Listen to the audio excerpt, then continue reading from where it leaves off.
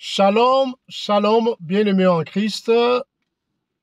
C'est bien moi, votre frère Didier ou papa Didier pour les autres. En tout cas, c'est vraiment avec un grand plaisir que je me tiens devant vos petits écrans pour vous apporter cette nouvelle que Dieu m'a dit de vous transmettre. Mais avant tout cela, prions pour cette opportunité.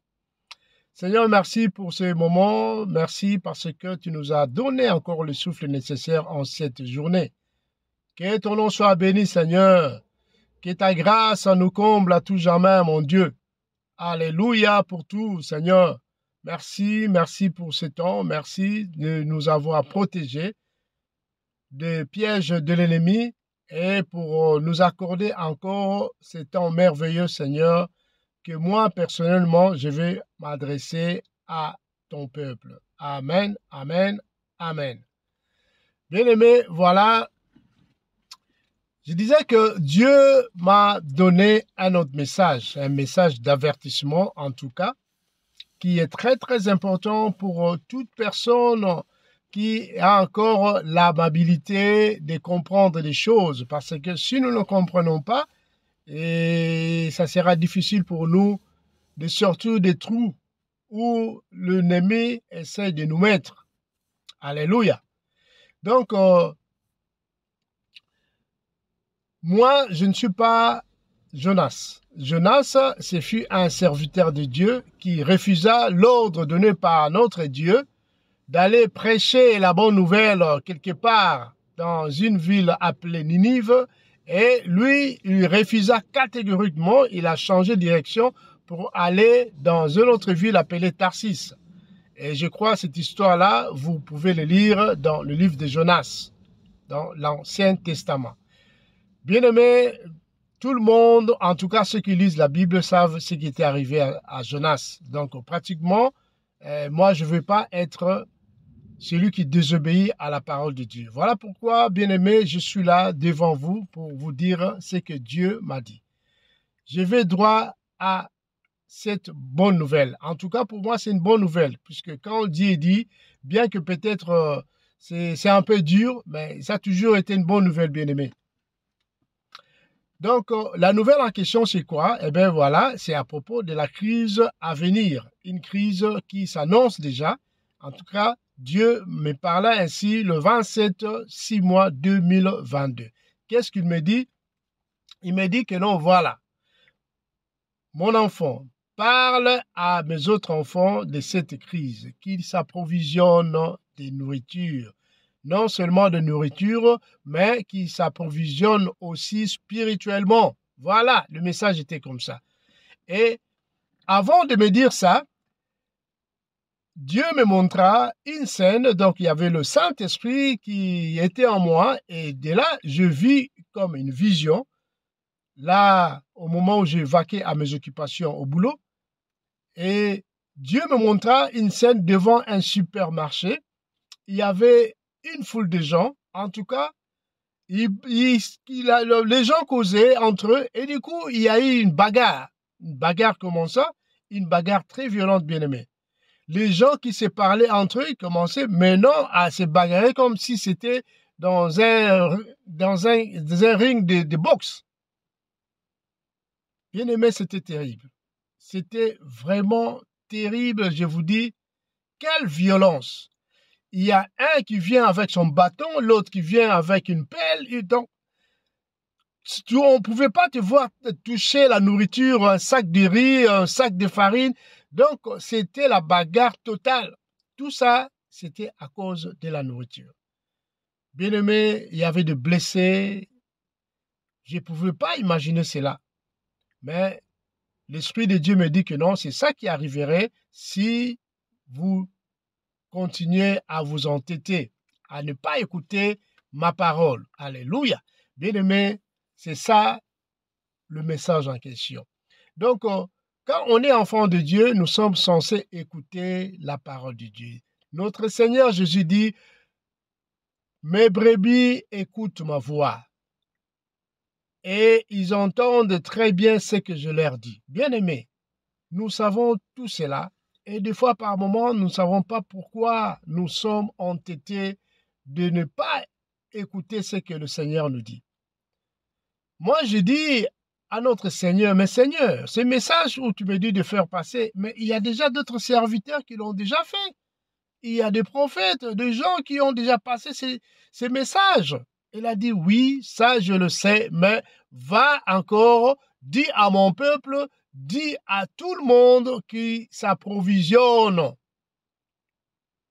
Moi, je dis, oh Seigneur, bon, comme je ne peux pas désobéir à cet ordre, je suis venu devant vous pour vous le dire, bien-aimés. Toi qui s'entêtes chaque fois, toi qui ne veux pas écouter cette bonne nouvelle, bien-aimé, tu sais très bien comment les choses se passent. Je sais que, en tout cas, un tiers de personnes savent sur la situation politique, la situation économique, comment les choses se passent dans le monde, bien-aimé. Pour ceux qui habitent, par exemple, la France, il y a le président actuel, Macron, a parlé de cela. Il y a un de ses discours, je crois, qui date un peu de 3 ou 4 mois, donc c'était avant la réunion de G7 qui s'est tenue, je ne sais pas si c'est dans quelle ville, mais pas cette dernière réunion, non. Je ne parle pas de celle, mais l'avant-dernière. Macron, le président français, parlait déjà de cette crise à venir. Il disait que non, il faut que nous attendions à des moments difficiles. Il faut que les Français se préparent déjà à ces moments difficiles qui viendront. Donc, ça sera certainement l'année prochaine. Et voilà, ils essaient un peu de découvrir certaines dépenses, mais apparemment, c'est juste pour un temps. Donc, l'année prochaine, ça sera très difficile. Et Dieu, notre Dieu, n'est pas sûr dans tout ça. Il sait comment les choses vont se passer. C'est pourquoi il nous dit de nous préparer. Quand il nous dit de nous préparer, de s'approvisionner, ce n'est pas sur le plan matériel seulement, bien aimé. Non, notre Dieu voit aussi le côté spirituel. C'est-à-dire que notre mental doit être fort. Nous devons être bien préparés pour compenser un peu cette crise qui viendra dans nos maisons, bien-aimés. Je vous dis, ça sera terrible. Dieu m'a montré la situation où les gens se bagarraient.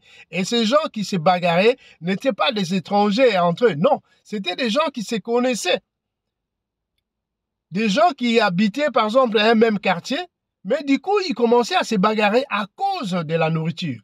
Mais si nous sommes mentalement préparés, bien-aimés, nous saurons quand même comment faire. Donc, nous éviterons peut-être la bagarre, parce que moi, j'ai quelque chose, celui qui n'a pas, tu peux lui donner, si tu lui donnes du sel, il va te donner un peu quelque chose, on fera un petit des échanges aussi. Mais si nous ne sommes pas préparés, bien-aimés, combien de fois les serviteurs de Dieu passent les messages, Dieu leur dit que non, voilà, faites ceci, ils le font, bien-aimés. Mais les gens ne veulent rien écouter. Il y a d'autres personnes qui rient même. Ils disent, mais vous aussi avec vos histoires. Vous, oh, non, non, non, Didier. C'est quoi là, chaque fois que vous nous racontez des histoires? Bien aimé, moi je ne peux pas passer mon temps à venir. J'ai beaucoup, beaucoup à dire au peuple de Dieu. Beaucoup même sur la parole de Dieu. Mais ce message a été vraiment impérieux. Dieu m'a dit, allez. Donc, c'est depuis le 27. Aujourd'hui, nous sommes le 30. Mais avec le temps, d'habitude, quand je reçois un message, j'essaie un peu de voir, puisque Dieu peut vous parler comme ça, mais c'est à vous maintenant d'équilibrer les choses, de voir ce qu'il faut dire au peuple. Donc là, quand il nous dit de s'approvisionner, ce n'est pas l'approvisionnement des denrées alimentaires seulement. Non, il nous parle aussi du côté spirituel, c'est-à-dire que nous sommes censés prier, faire de jeûne, bien aimé, pour combattre ces corps-là, qui a toujours faim, le ventre qui a faim. Il faut le combattre. En faisant de jeûne, nous nous habituerons à accepter la faim. Donc, on peut faire de jeûne pour une journée, 2 jours, 3 jours, ça dépend. Donc, habituer aussi les enfants à s'adapter un peu à cette crise. C'est-à-dire, par exemple, du côté spirituel, on laisse l'enfant un peu de temps, les enfants, pas des petits-enfants, hein, pas de moins d'une année, non, qui ont déjà 3 ans, 2 ans, au lieu de donner à manger rapidement, non, vous faites passer, si on a l'habitude, par exemple, de manger, s'ils mangent, par exemple, prendre le petit déjeuner à 8 heures, par exemple, eh bien, Vous passez un peu le temps jusqu'à 9 heures. Juste comme ça pour que le corps s'habitue un peu à cette situation. Voilà un peu, bien aimé, ce que j'avais vraiment à dire. Donc, le denrées alimentaire que nous pouvons nous approvisionner jusque-là, c'est des trucs élémentaires. C'est très important. Des pâtes, du riz, de la farine, l'huile, de l'eau, des biscuits. En tout cas, je vous cite un peu comme ça des denrées alimentaires qui sont vraiment nécessaires jusque-là. Et peut-être je ferai encore une autre vidéo où je vous parlerai, en tout cas en allant de toutes les précautions peut-être que nous pouvons prendre du côté même la consommation de l'électricité et comment faire, puisque jusque-là, par exemple, en France, c'est l'État qui s'occupe un peu qui couvre, je vais dire, certaines dépenses. Donc, et puis, on nous explique un peu comment faire. On nous demande de réduire la consommation quotidienne du côté énergie. Donc là, je ferai encore une autre vidéo où on va essayer un peu de tout expliquer pour que les gens aient une bonne entente de tout cela, une bonne compréhension de toutes ces choses. Alléluia. Donc voilà, c'est ça que j'avais à dire. Et j'ai dit merci à toute personne qui écoutera ou qui visionnera cette vidéo, qui ait aussi le temps de passer à l'autre, c'est-à-dire que de partager pour que le monde sache ce que Dieu, notre Dieu, le Dieu d'Abraham, d'Isaac et de Jacob, nous dit. Et c'est très, très important, bien-aimé. Je m'arrête là. En tout cas, que la paix du Seigneur soit dans vos maisons. Merci. Amen.